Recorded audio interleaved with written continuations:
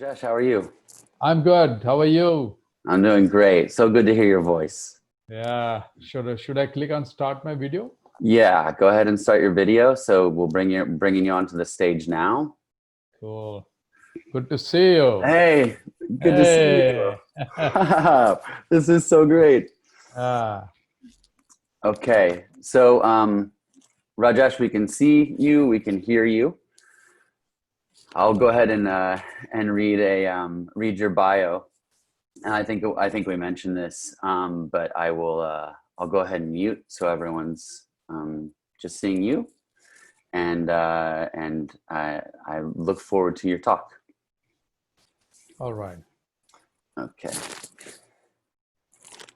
So Rajesh has a really incredible bio. An architect, a designer, also a filmmaker, and makes and stars in movies. But specifically, in the bio, Rajesh was an atheist with major Western influences during the earliest part of his life. With life experiences and Guru's guidance, his interest in Vedic spirituality started growing from 2015. Rajesh is a meditation teacher.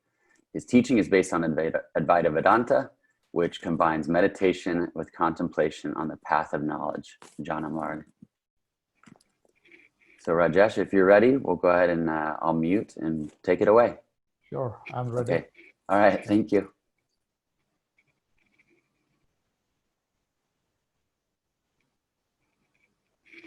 Thank you so much. First of all, I would like to say thanks to Nothing Conference, Noel, Emerson, Harry. They've been great help. They've been the way they have organized this event is amazing.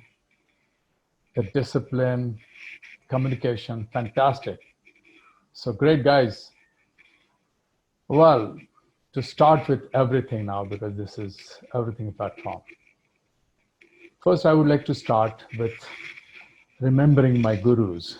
So I would like to remember 4 of my gurus, then chant a small mantra, then dive into it right away. All right. So, Naman to Sri Adi Shankaracharya. Naman to Sri Swami Vivekananda. Naman to Maharshi Ramana. Naman to Sri Nisargadatta Maharaj. Now salutations and paying respects to my Gurus. Gurur Brahma, Gurur Vishnu, Gurur Devo Maheshwara. Guru Sakshat Parabrahma. Tasmai Shri Gurave Namaha. Great. Noel, is the audio good or is it all right? Now, everything is a very heavy word, because when we talk about nothing, of course, one goes on the track of void and emptiness and nothing and nothing. It's kind of lighter. But when we talk about everything, it consists of objects, non-objects, physical things, non-physical things, metaphysical stuff, spirits. So, these things, they comprise of everything, which is a very long list. So when we talk about everything, if you ask any person or a commoner, what is everything for you? What is closest to your heart? What is most important for you? What is everything for you? That person would probably answer saying, my business is everything for me. My properties are everything for me. My cars are everything for me, because he's attached to those possessions. But of course, there is a small section. There's a small section of people. They will say that self-realization is everything for me. Now, I'm going to concentrate more on self-realization today, because for me, self-realization is everything on everything platform. And when we talk about self-realization, self-realization, I'm also going to include two most other supporting factors for self-realization. The first one is non-duality, and the second one, less celebrated though, is meditation. So let's start with a brief and little introduction of Advaitavedanta. What is the meaning of the word Advaitavedanta?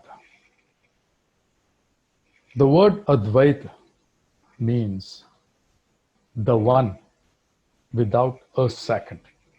So it clearly negates existence of anything that is second. So the omnipotent, all-powerful, the only one is Advaita. Then the second word is Vedanta.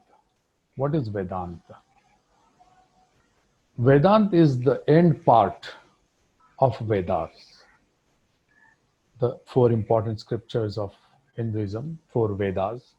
And Vedanta is the end part, the essence of Vedas, the concluding part of Vedas. And it is written in a aphoristic style, because Vedas are written in ancient Sanskrit, and that Sanskrit is very difficult to understand. But the essence of Vedas is available for us in many different languages in translation in aphoristic manner. So anybody with spiritual bent of mind can understand Vedanta. It is also known as Upanishads. Upanishads, the literal meaning of Upanishads is sit down near, meaning sit down near a guru and try to understand. He will interpret it for you in the right manner. So that is Advaita Vedanta. So when you are on the path of self-realization, I would like to say that there are some important stages on that path, or important stops on that path. The first path, the first stop, or the beginning, I would rather say, is Jnana, or Gyan, as we call it here. It is spelled Jnan. That is knowledge, path of knowledge, or Gyan Marg, as we call it here. That is the beginning, because you have to have a lot of knowledge on this subject and then process it further, as advised by our gurus. Then only you reach that final stage. Then second most important part is your gurus. I'm going to go in detail with all these points of Gyan, which is knowledge, guru, then non-duality, then meditation, and finally self-realization. So these are various stops on our path to self-realization. Now let's start with the first stop of Jnana, Jnan, or Jnana as we call it. For the Eastern stream of non-duality, scriptures are very important. Scriptures may not be, or may be important to the Western stream of non-duality, I don't know. But for Eastern stream, or the non-duality philosophy based on Advaita Vedanta, scriptures are very, very important. And scriptures are all written in Sanskrit language. Now that's a big hurdle for a lot of people, including me, because as you introduced me, I was an atheist. I was completely westernized, and I was not aware of the wealth that was available to me in my own culture. But that's another story altogether. Maybe I'll touch upon sometime later. But Coming back to Sanskrit, of course, you cannot speak Sanskrit at this stage. It is a difficult language, and to learn a different language, it's a big effort. So you need to learn at least thousands of Sanskrit words and its real meaning. Because what happens is if you use English words as translations for Sanskrit words, sometimes they really don't work. I'm going to give you an example also for that after this. Like for example, the word dukkha. Dukkha generally explained to us in English language as pain and suffering. But it is much, much, much beyond that. Dukkha is, pain, suffering, grief, sorrow, misery, uncomfortableness, sickness, fear of death, insecurity, so on and so forth. But it is all combined and compressed in one word called dukkha, which is a Sanskrit word. So it is very important to know some basic Sanskrit words and its meaning if you want to take that path.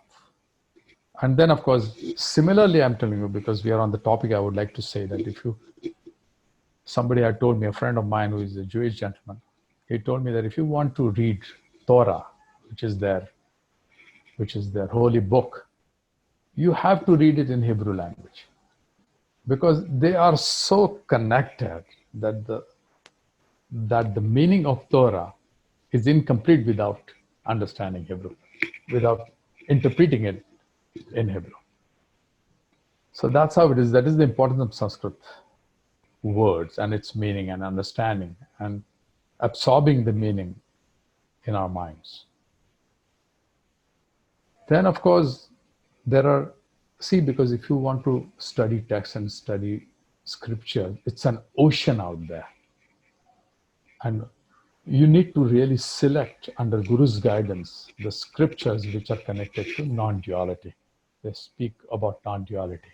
And the three scriptures that are generally advised for the jnani or the seeker who is at an early stage, these three scriptures are, the first one is, of course, Upanishads, that is Vedanta, then Bhagavad Gita.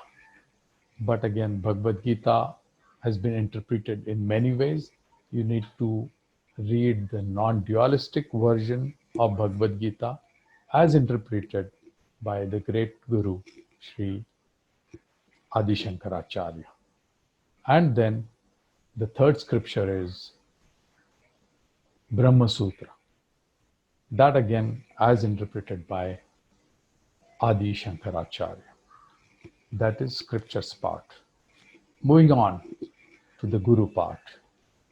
Now in Advaitavedanta, it is very clear that if you don't have a Guru, it is quite likely that you will have the wrong interpretation of the theory aspect of Advaitavedanta. It is also likely that you will not get the correct meaning of the philosophy of Advaitavedanta. So in the Eastern stream of non-duality, Guru's role is very, very important, because see, languages are very tricky. The connotation, the tone, the references, the context. If it is not right, the same sentence can be interpreted in a very different manner. But Guru will help you. He will interpret the content in the right manner for you. He will gauge the level of spirituality of his disciple. And based on that, his solution will be different for different people. That is the role of Guru. And he will not let you go astray. He will keep you on the track and he'll help you reach your destination the right way. So, Naman to Gurus. Without Gurus, we wouldn't be anywhere. Then, the non-duality aspect. In non-duality, there are, of course, many Gurus of non-duality, but I stick to Adi Shankaracharya, the highest Advaita Vedanta Guru of 8th century, because his interpretation is very simple. There are no complications in his understanding and the way he has explained it to us. His interpretation of Advaita Vedanta is based on 5 pillars, as he calls it. The first one is Atman. Second is Brahman. The third one is Maya. Fourth one is Avidya. And fifth one is Moksha. Now let's go one by one and try to understand the meaning of these 5 pillars.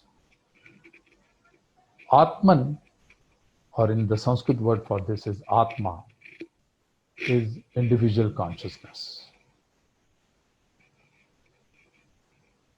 It is called Chetana, means consciousness. Chetana is the Sanskrit word. You are not your mind. You are not your body. You are not your intellect. You are not your ego. You are Atman, which means you are completely separate from all the pains and sufferings of your body and mind. You are merely consciousness. You are pure awareness. You are just a witness to what is happening to your mind and body. Now, in theory, it sounds so simple and easy, but for a lot of people, it is very difficult to understand. That is Atman, that is the individual consciousness, the first pillar of Advaita Vedanta. Then the second pillar, as described by Adi Shankaracharya, is Brahman. In Sanskrit, it is called Brahm. Brahman is universal consciousness. Brahman is also the formless and nameless God in Hinduism. The highest God in Hinduism is Brahman. But if we stick to only spirituality and philosophy, Brahman is everything.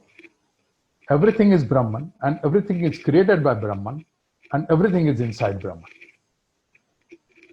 Brahman is omnipotent, it is all powerful, and it is the one without a second. That is Brahman, the universal consciousness. Brahman has no form, Brahman has no name, Brahman has no attributes, Brahman has no color, Brahman has no shape. And you cannot describe Brahman, but still I'm attempting to describe Brahman. But there is a technique by which you can describe Brahman. It's called neti neti, by which you negate a lot of things, and what remains is Brahman. So when you say it has no name, it has no shape, it has no time, it has no color, it cannot be divided, it cannot be destructed. So what remains is Brahman. Now comes the best part. So there is some fun thing also in Advaita Vedanta. It's not that everything is boring and preachy. So the best part is Atman and Brahman, they are one. That is the beauty of non-duality here. Atman and Brahman, there is no separateness, they are one. So my consciousness and your consciousness and her consciousness and their consciousness, they are one. And it is nothing but the universal consciousness. And it is nothing but the absolute truth. It is nothing but the source. Then we come to an interesting topic called Maya. Maya is illusion. Maya is the world of duality. We all live in the world of duality. We cannot deny the existence of the world of duality. You cannot deny the separateness that my senses experience. In this world, there's another separate world of absolute reality. I'll come to that later. But in Maya is a world of duality. And it is Maya's translation of the word Maya is illusion. And what I see all around me, the world of duality, means the world which is constantly changing, the world which has birth and which has death. It has beginning and it has end, and things are constantly changing. Everything has names, everything has form. So that is the world of Maya. It is a world of separateness and duality. And it is an illusion. So how do we get rid of this illusion? So there's a solution Adi Shankaracharya has given. So Maya has to be seen in context with Brahman and avidya. The fourth point is avidya. Avidya is ignorance. So Maya is the illusion that doesn't allow us to see the Brahman which is inside us while we keep searching for Brahman outside us. And Maya doesn't let us see that because there is a cover of avidya over it. Avidya is ignorance. There is a cover of ignorance, like a small thin layer of dust covering our Brahman, which is not letting us see Maya, the illusion. But once we remove that cover of ignorance from our Brahman with our knowledge of scriptures, Guru's guidance, knowledge of non-duality and meditation, and we look around, we are Brahman, and I look around, and where is Maya? There is no Maya. Maya is gone. That is how it is. So after Maya, you have moksha. That is the final liberation. That happens after self-realization. There are various stages, and you reach to moksha after that. So this is Guru Adi Shankaracharya's interpretation of Advaitavedanta, which is so simple and so easy for everyone to understand. Now, the question comes that if you call Maya illusion, but I can feel it, I can see it, I can sense it. How do you explain that?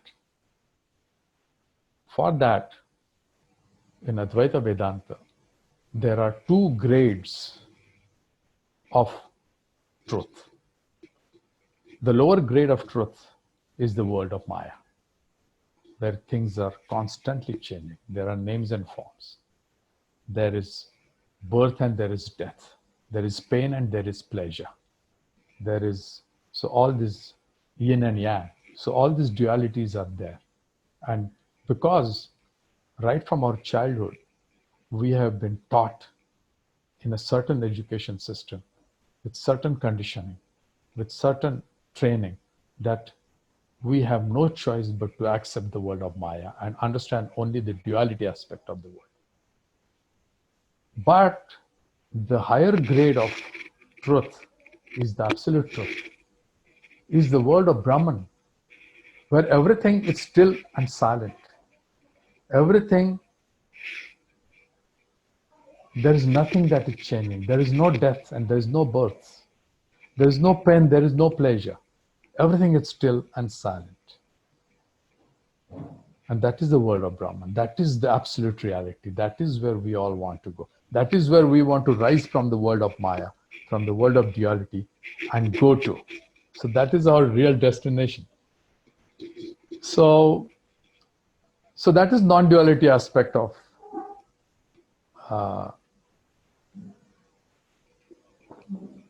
the whole process and self-realization. So we have scriptures, the study of scriptures, under Guru's guidance, understanding of non-duality. And now comes meditation, the less celebrated part, but very important again in the Eastern stream of non-duality, especially the Advaita Vedanta, the Indian non-duality stream. Meditation is very, very important. It is said that meditation literally modifies your mind to receive the knowledge and wisdom of non-duality and literally push you towards self-realization. And it is written in scripture. It It is not just a statement. So when you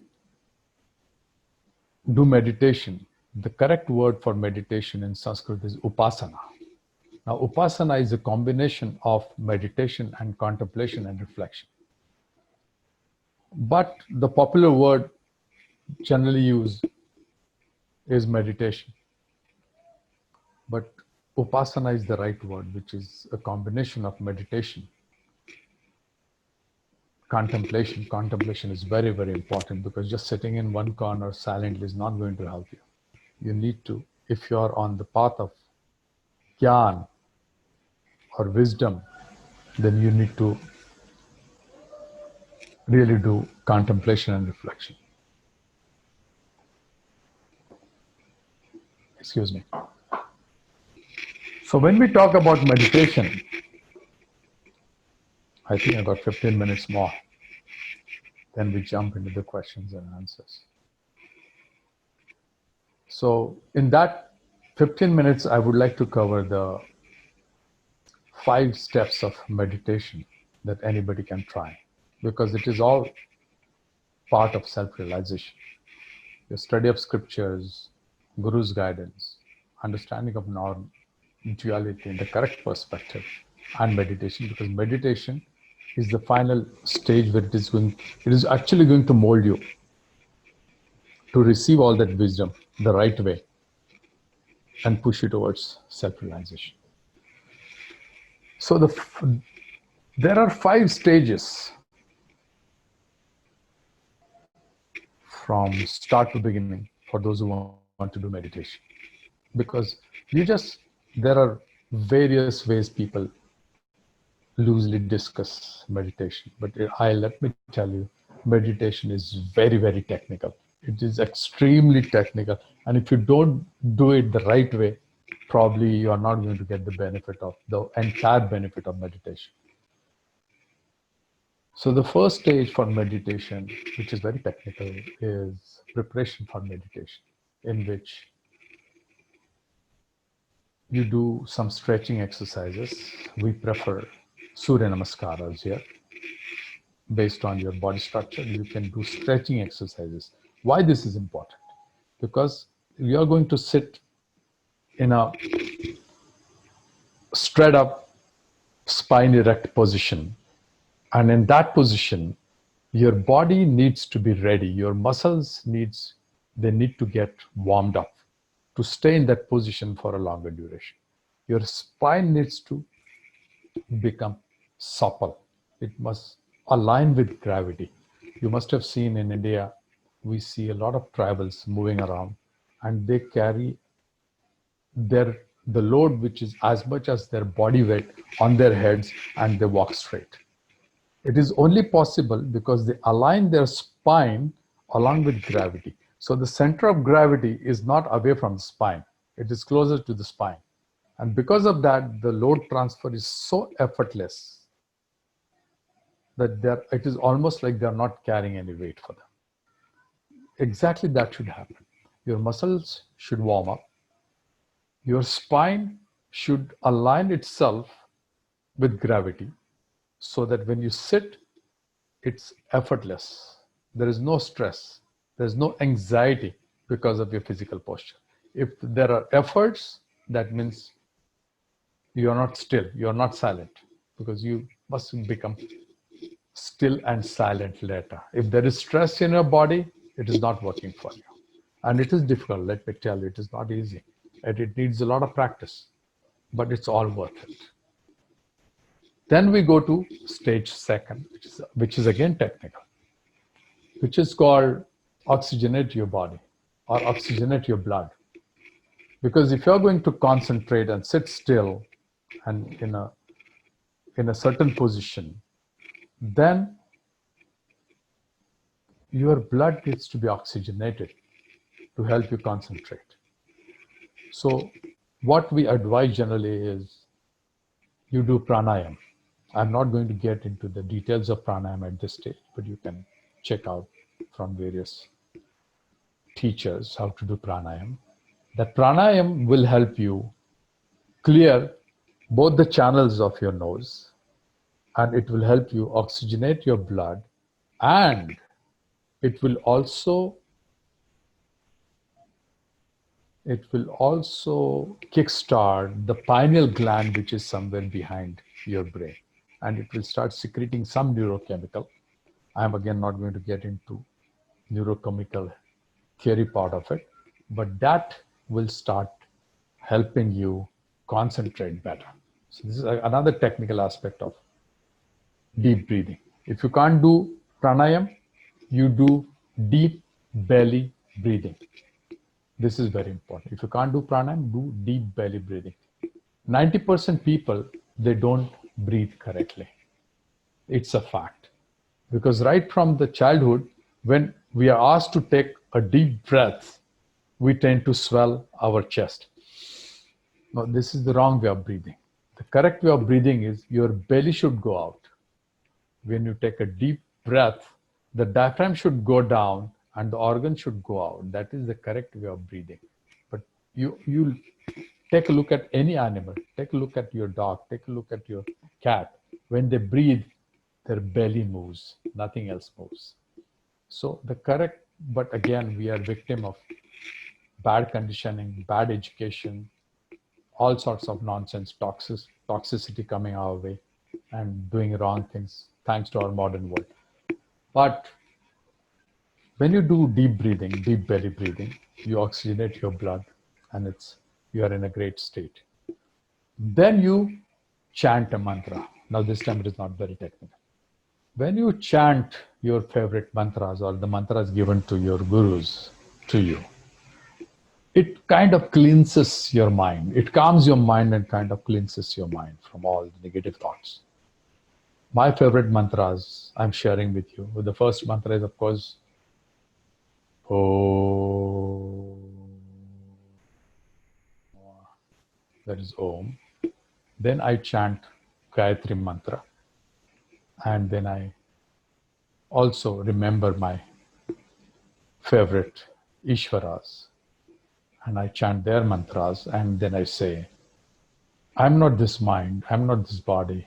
I'm not this intellect. I'm not this ego. I'm Atman. I'm free. And then I start my dhyan or my meditation. Now, since there's so many things involved here, I forgot to mention how to sit and the sitting position and your spine position. So when you sit for dhyana or meditation, it is known, you should not take any back support. You should be independent of any back support. And you should sit in a cross-legged position if it is possible for you. If it is not possible for you, sit on a chair, but plant your legs firmly on the floor so that your heel is dug into the floor, and the load transfer from your head till your bottom of your spine, it transfers on the chair in a vertical manner. Now comes the meditation part. You can do this type of meditation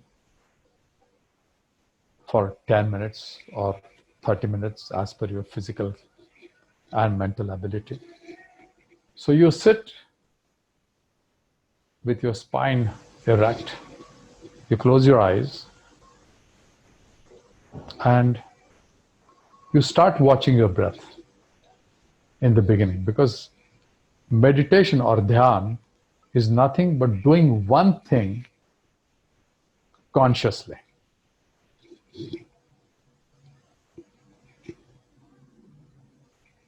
Doing one thing consciously.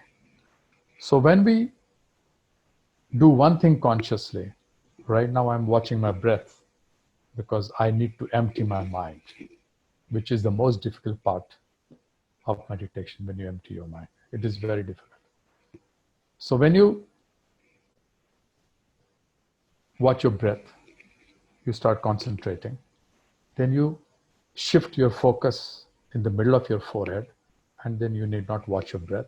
The breath becomes shallow, you become still, you are in a silent zone, and there's nothing in your mind, it's emptiness.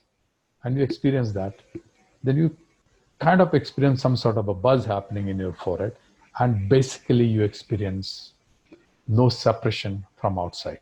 You are one with everything. So that is meditation for you.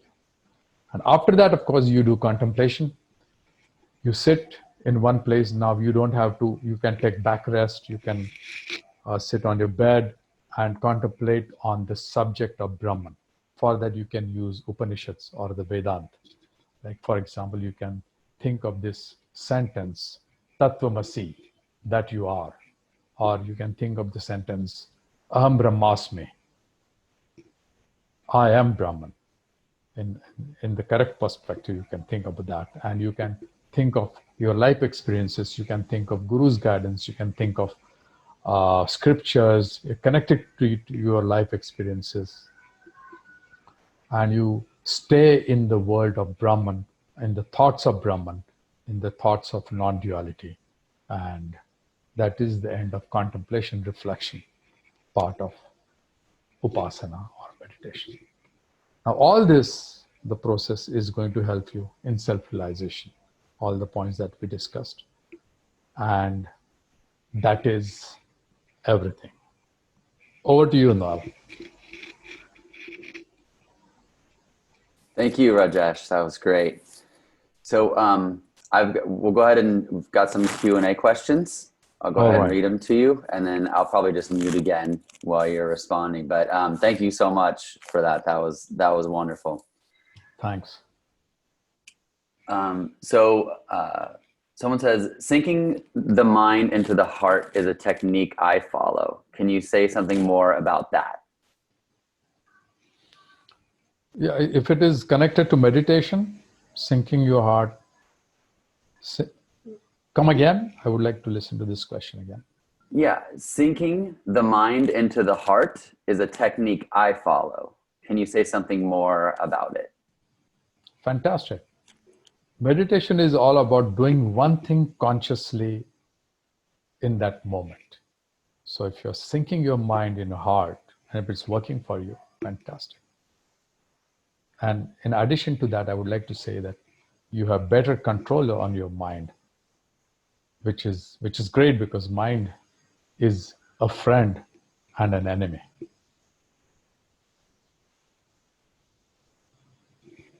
Very good. Thank you.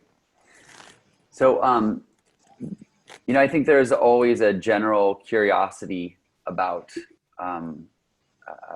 how you got started. I know that when I read in the bio, it said 2015.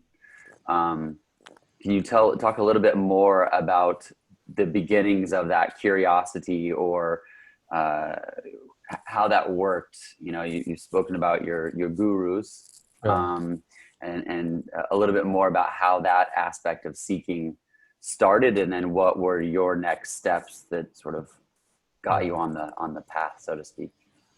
Well, briefly speaking, see, I come from a family which is, my father knows Sanskrit language very well. And though it is not exactly spiritual, but we always had those books and those scriptures and those talks in my family. But I rebelled. I was influenced by the West, and I wanted to do this and that. But later on, as a middle-aged person, I started seeing a lot of futility in the rat races, in the so-called dreams that people want to chase there and stuff like that. So a very funny thing happened, and I must share that with you. I decided to keep 4 cows. And I built a shed a little bit away from my city, and I kept 4 cows. The project failed miserably, but I'll tell you what I gained, because for a city person, I failed completely in that project. I really had to shut it down. But what happened is, since I was serving the cows are very important in our religion. I was serving the cows, and I was getting enough time on the mountain to go and meditate during afternoons. I was completely cut off from the city life, and I was living with cows, and I was getting enough time. The whole afternoons I was getting for my meditation, and my meditation started becoming effective in those mountains, with nature. And that's what I am a firm believer in meditation, because I benefited from meditation. And that's how I started this. My interest in spirituality grew. Then I started reading scriptures. I started reading about gurus, and none of my gurus are alive today. But Nisargadatta Maharaj has said that I was never born and I never died. I really like that spirit, because you really don't have to find a guru who is alive. Because Atman is forever, Brahman is forever. So I chose gurus which I found are best for Advaita Vedanta. Very good. Yeah, thank you for sharing that. One other thing I find interesting is a lot of times people speaking about, non-duality speakers will talk about a description and not a prescription. And yet I meditate every day in a different style than what you've explained. But I just find it to be such a great way to start fresh with everything, and to quiet the mind. For anyone that is that's listening, well, I think there's good information on your profile, but how would you suggest that someone get started in terms of meditation? Contacting you, is there a good resource that you recommend? Yes. I'm there on Facebook as Rajesh Latkar. I'm there on Instagram, Rajesh Latkar. And I do teach meditation professionally.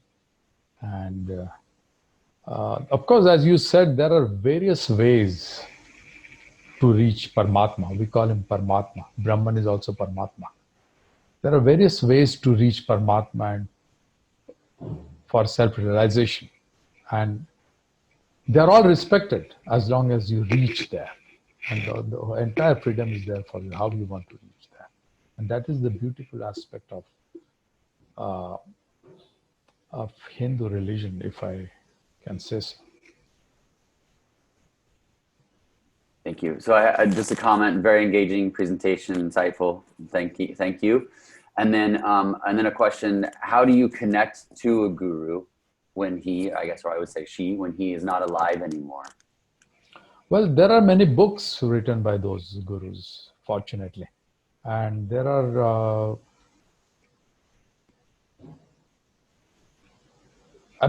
Sometimes when I read Nisargadatta Maharaj, the connection is so strong that it's almost like listening to those words from his voice. That is the kind of connection you develop with your gurus. And that is why the bond is so strong. Because every time he opens his mouth, it makes sense. Every word that comes out from his mouth is loaded with so much of information and knowledge. And best part about especially Sri Nisargadatta Maharaj was he was very intuitive. Like in a split second, he used to fire a word before. And he used to understand where his best part about his was he used to first gauge from where the question is coming. It is not the person that question is from the world of Maya, the world of duality, the world of non-duality. That way he used to slot them, where the question is coming. So a face didn't matter to him. So a lot of such interesting things you learn when you connect with your guru. And believe me, you really don't need that guru to be physically in this world to connect with you. If you want to connect with him, you can connect with him. Yeah, great point. I mean, people would ask Ramana Maharshi who his guru was, and he would point to the mountain, but he would say, it's anything everywhere. It doesn't need to be a living person. So since you're on the topic, I would like to say that Ramana Maharshi was a great promoter of self-realization. And he had said that the biggest guru you have is your own Atman. He's the biggest guru. And your external guru comes much later. That is the power of your self-realization.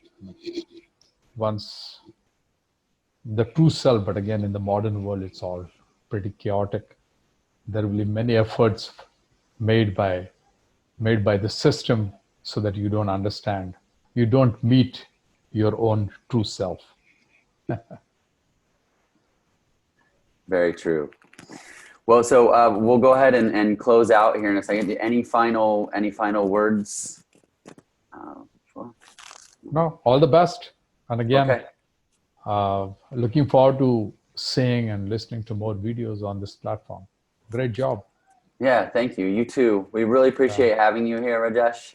And there's a directory on the event home base down at the bottom, so people can figure out how to get in touch with you. And we'll go ahead and end the webinar for now. Everybody can go back to home base, and then we will start the live stream again in about 19 minutes.